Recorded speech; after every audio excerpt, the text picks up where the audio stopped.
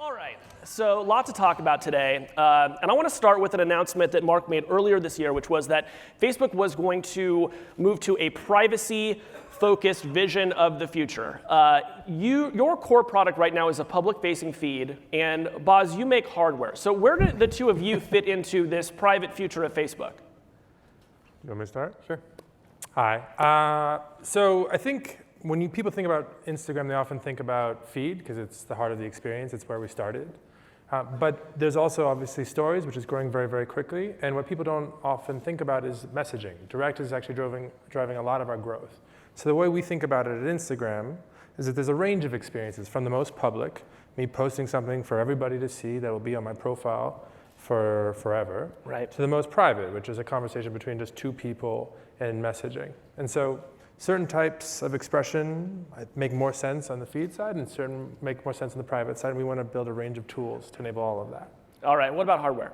Yeah, I mean, for us, it's really convenient and consistent with where we already are on hardware. Certainly the VR market is growing, but it's still relatively small and focused on a lot of single-player activities or kind of social experiences that are dedicated to that environment. And on Portal, we went really hard in the direction of private communication. There's a lot of commentary when we launched Portal, like, hey, is this the right time? It was the exact right time, because Portal is a product that is exactly about what Facebook is at its core, connecting people directly. And it's entirely about private communication between two endpoints. But it's also a camera and a microphone inside the home that Facebook has at least some access to that data. I know when the product launched, there was a lot of commentary, including from a lot of the folks probably in this auditorium right now, that said, I would never let Facebook put a camera and a microphone in my home. It's been on sale for a couple of months now. What have sales been like, and do you feel like this trust deficit that you have to reckon with has affected that? Yeah, it's been really good, and we actually have a lot more that we're going to unveil later in this fall, new form factors of Portal that we're going to be shipping. And what's interesting about it is, it is a camera and it's a microphone, so it's capable of recording. This gives a good insight into how much we were prioritizing privacy and user trust. We didn't ship the ability to record things. People can't record live videos, they can't record videos to send to their friends. It's really for calls, and those calls are encrypted. And so we left functionality on the table to make sure that people felt like they understood what this device was. And then kind of, not to put too fine a point on it, but remember, the reason we're doing this to begin with is we think there's a whole new generation of hardware coming out. The mobile platforms are relatively mature at this point. Hardware's coming to the home. And you want to make sure that human connection between two people, is a first-party experience on that hardware. And that wasn't what we were seeing with the kind of smart speakers and smart displays being put in people's homes. They were focused on these other kind of use cases that weren't very social.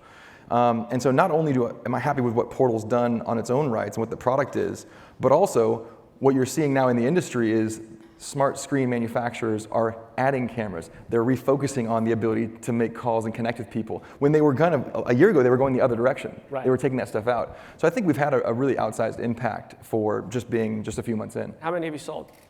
I'm not going to answer that question. All right, what form factors are you thinking about?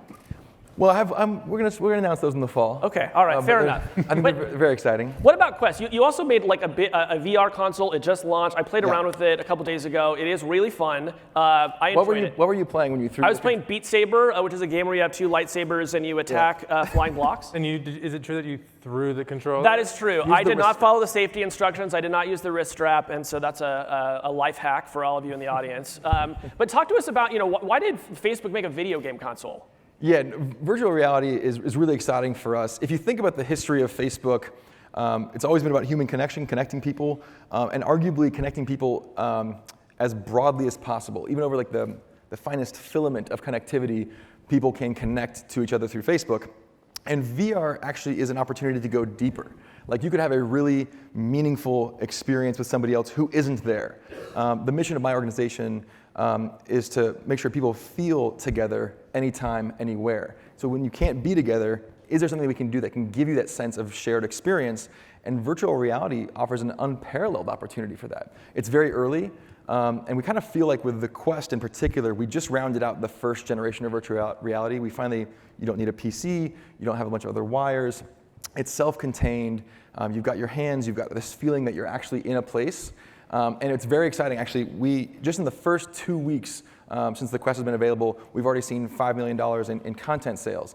And that's important because now that we've got the hardware where we think it needs to be for the first generation, you want to build the ecosystem so that there's plenty to do, so that developers can engage and expect to make money on the platform. And so this 5 million number is a big deal because that means we're kind of on that path to having this become a self-sustaining ecosystem. Right. All right, cool. Well, let's talk about another aspect of this privacy-focused future, which is some of the trade-offs that come with it. And Mark has been very open about this, that when you build a platform that is end-to-end encrypted, you invite people to do bad things about it.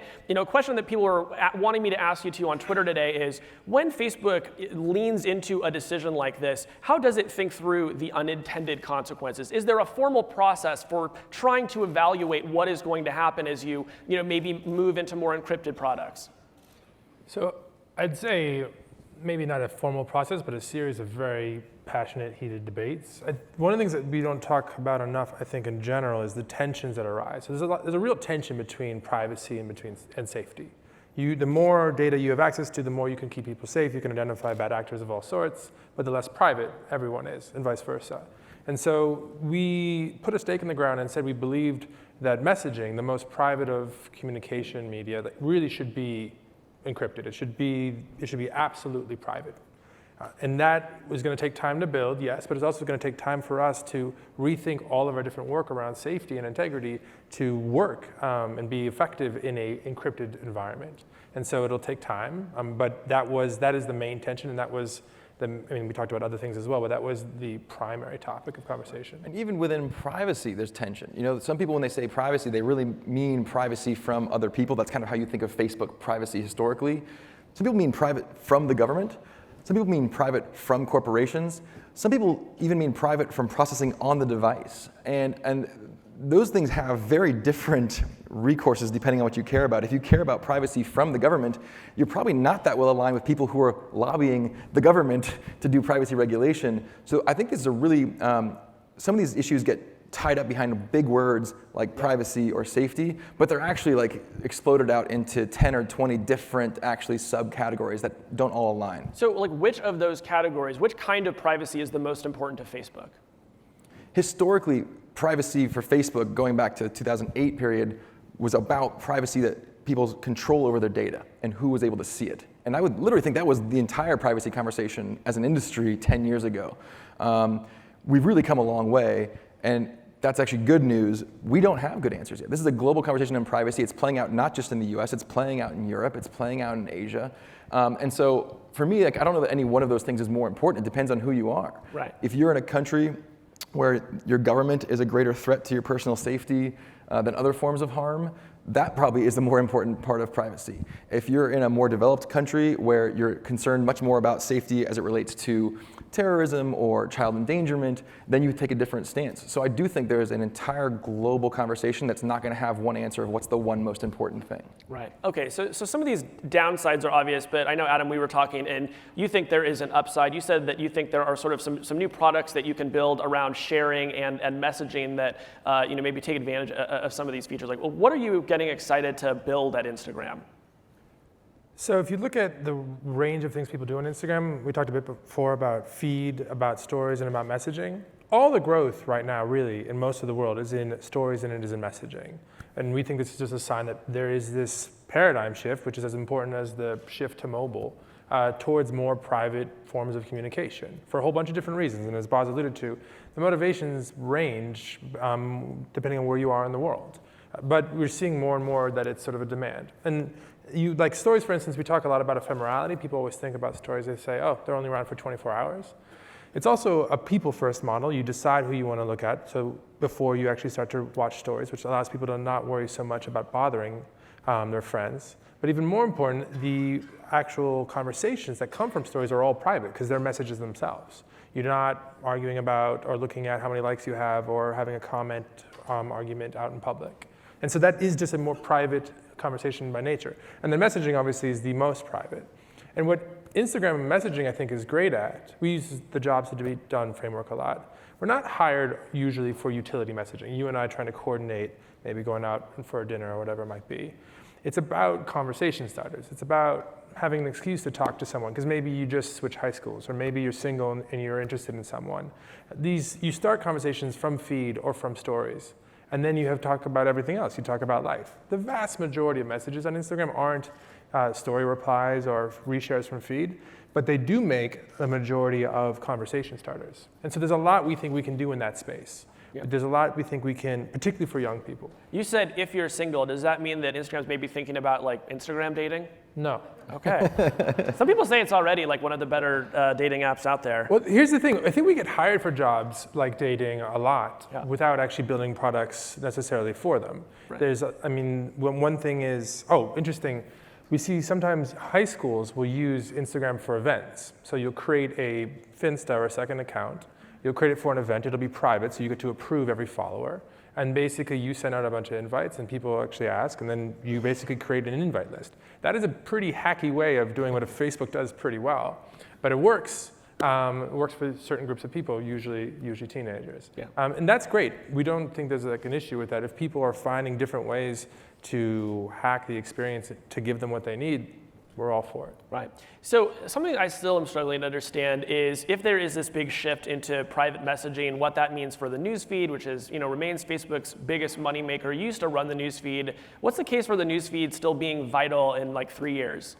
So stories and messaging are better if the conversation is more fleeting, if you don't want it to be around forever, you don't necessarily want to tell everybody in the world about it. Feed is the opposite. It's great if you want it to be around forever. It's great if it's something you want to stand up and yell to 150 people.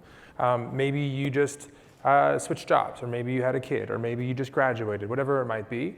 Maybe you just got in a relationship. Maybe you just ate breakfast. Whatever the thing is. Yeah, exactly. Breakfast, maybe not as much. I'm old school. Yeah. And so I think that's going to continue to be an important part of Instagram.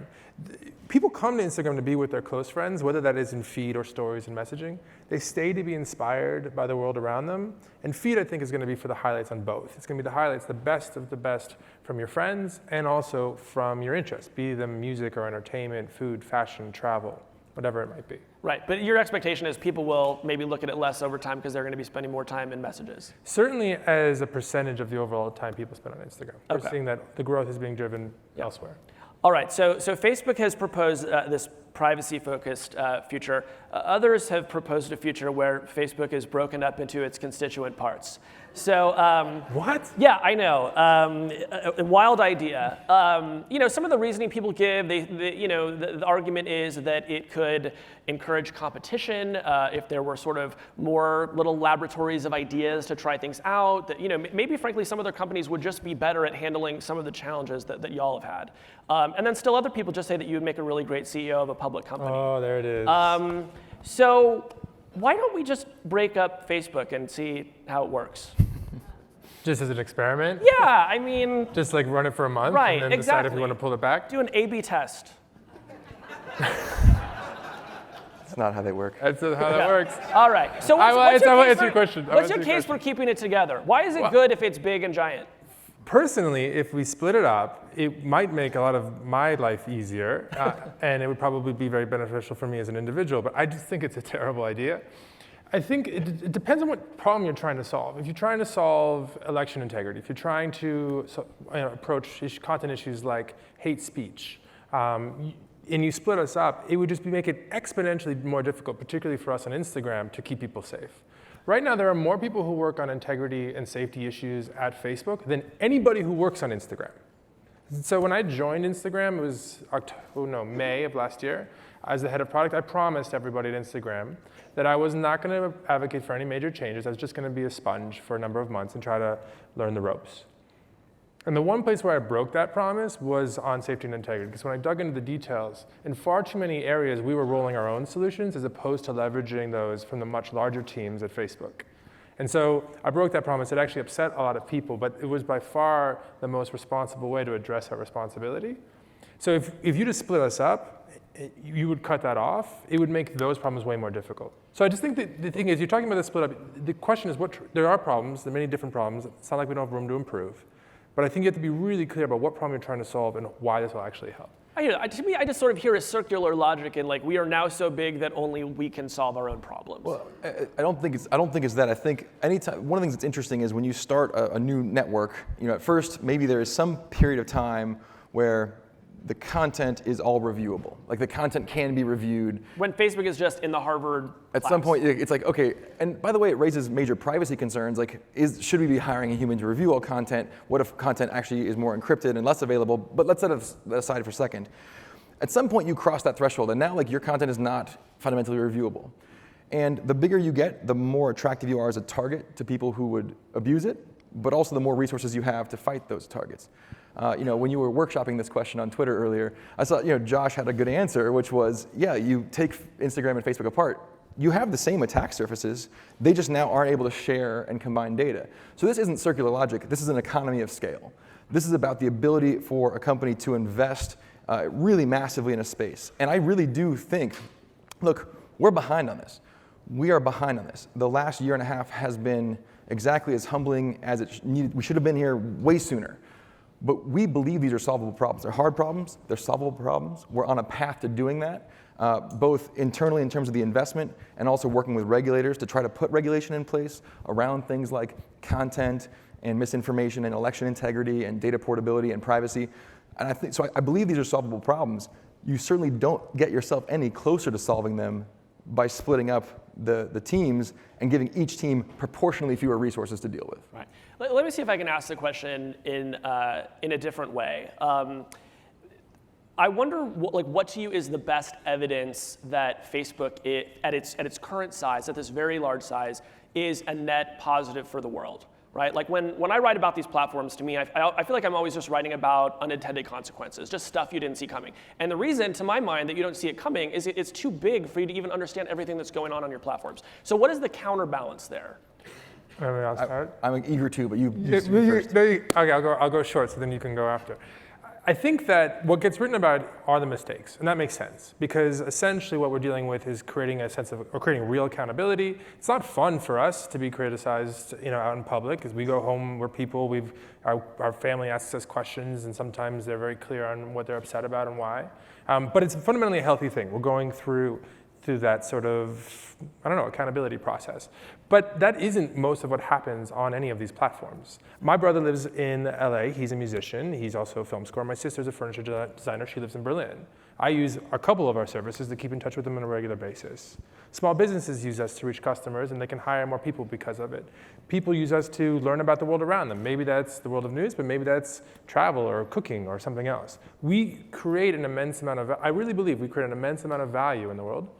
But I also understand that technology isn't good or bad. You asked, the way I would actually answer your question is, I think the mistake that we made was more about not focusing enough on the unintended negative consequences of connecting so many people at such a large scale in the very early years. Right. We were very focused on the good. I still 100% believe in that. We were not sufficiently focused on the bad.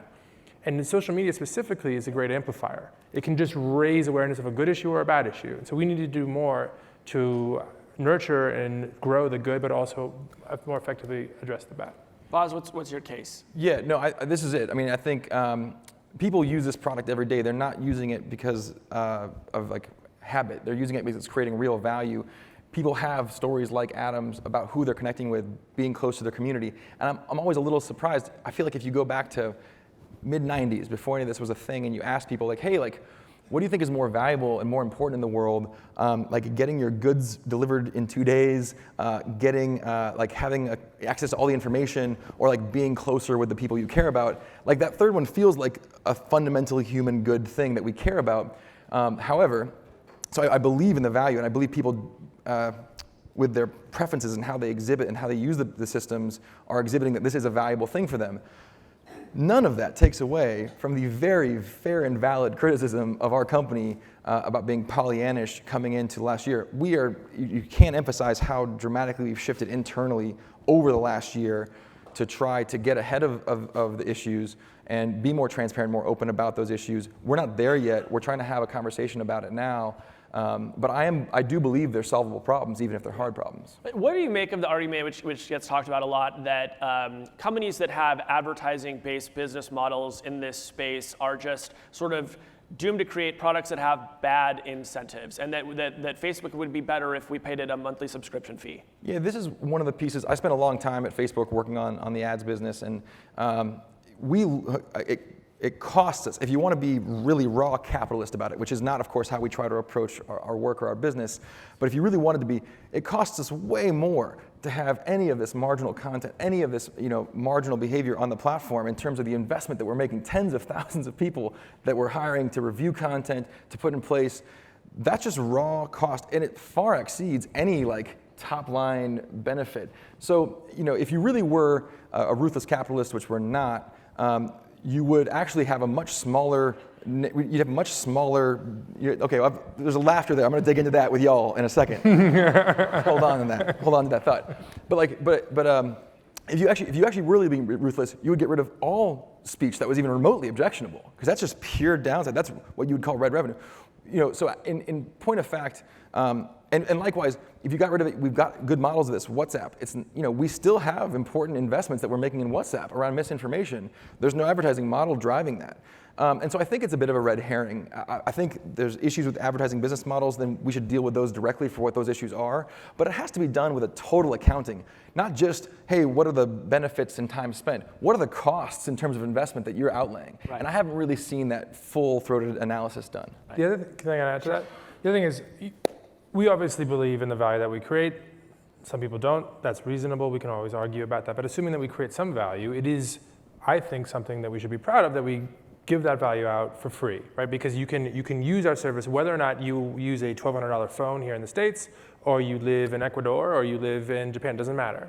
And we actually can afford to provide that service for everyone that wants to use the service, because it's an advertising business model, which, by the way, is mostly paid for by people in developed markets, who can afford to. It's easy to make the argument that if there was a subscription fee, that the incentives might be better, but then all of a sudden you're cutting off access to a large percentage of the world's population, which I think we too often forget. Right. The lionization of this is so, the lionization of charging people money is so surprising to me, when that's fundamentally regressive. It has to be. If you're charging people money, it's going to be regressive. We are actually building a service that people value for free. Right. You are tired of me talking. Okay, I am a little bit. Okay, so you. It's a good question, though. You got us going. I appreciate it. So you talked about these enormous investments that you're making in safety and security, sure. And this relies heavily on a contract-based workforce. I'm particularly interested in content moderation, the people who do this work, and at this point I've talked with dozens of moderators, many of whom are struggling with post-traumatic stress disorder, having spent months or even years looking at some of the content on Facebook and Instagram. So, I wanted to ask you, do you think these are good jobs? Are they safe jobs? And why aren't they full-time Facebook jobs? So a couple different things. One, I think that the people who do manual review of stuff are actually an incredibly important part of the systems. And one of the things that we don't talk about enough is how all that we do to address safety problems on our platform need to be a collaboration between people and technology. Too often, I think these things are put in opposition. I think that's a false dichotomy. People are great at certain things, particularly nuance. Technology is great at other things, particularly scale. And so what we try to do is engage with both as best we can to address the issues that we have to address. So that's just a start. So the jobs are super important. I actually really enjoyed your article. I think highlighting the issues for the people in these roles is super important. We take it seriously. There's obviously room to improve. We care a lot about the experience. We care a lot about the environment, et cetera. I mean, the working environment in addition to the actual environment, especially given that last talk. And one of the things that we've tried to do, more recently, is we raised the minimum wage here in the US to $20 an hour. By the way, we were at $15 an hour for a few years now, which is not the minimum wage in the US, even though that keeps getting talked about. It's higher, yeah. It's significantly higher. And we've changed how we evaluate people in these roles, focusing more on accuracy and less on volume. Again, steps to just, I think, examples to demonstrate that we do care, but there's certainly room to improve. Yeah, we're almost out of time. One more thing I wanted to ask you about is you are currently undertaking an experiment to hide likes. Yes.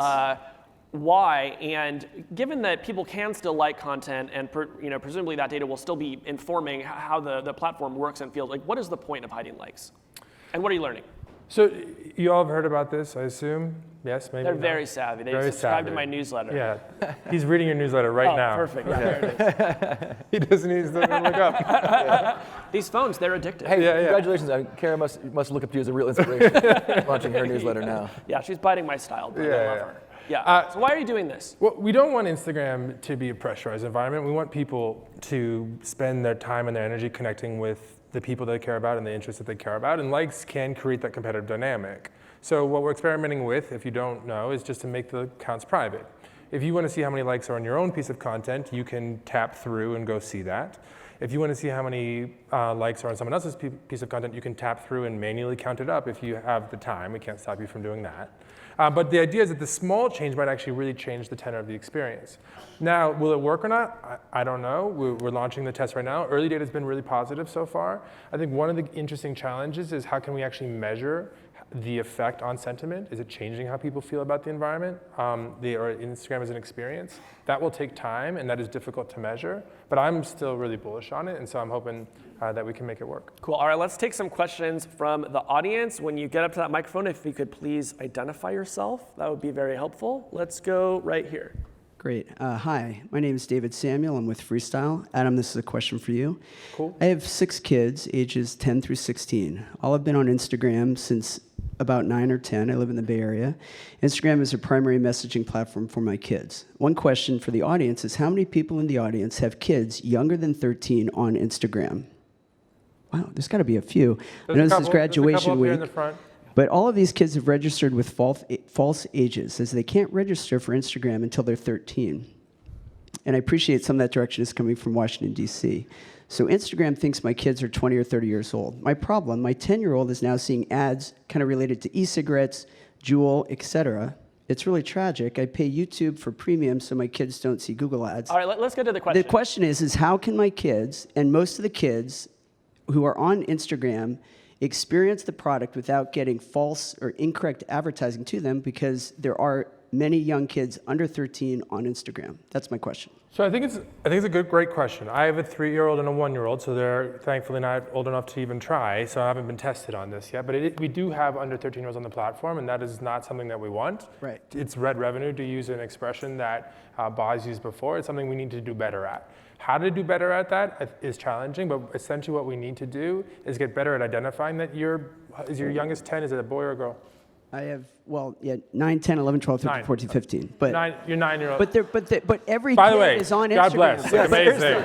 But For that every man. kid, Yes, Like, agreed. every hold on, kid I want to in answer the schools question. is on it. So No, they're all- but there are ways, and we are better in certain languages and in certain countries than others, to identify someone as being underage, and Okay. also you can report someone as underage, which we then go and look at a bunch of what we can look at from a privacy-sensitive point of view to try and identify whether or not they're actually under 13, and if they are, we take them off the platform. We are much better in English than we are in most of the world. But you also brought up ads, which I think is an adjacent issue that I also want to speak to real quick, which is you're not seeing ads for e-cigarettes. If you're seeing ads, actually, we don't do ads for e-cigarettes, but that you won't see an ad for something that is age-gated or age problematic because you are of that age. You're going to see that because there's some other reason why we think you're interested in that content, which is, so I make sure we don't conflate age with ads targeting, which are both important issues, but not necessarily one and the same. Yes, they can come together in problematic ways, but there are other reasons why some might be actually seeing the ads of your kids that they're seeing. All right, we're going to move on to another one. Let's keep the questions fast.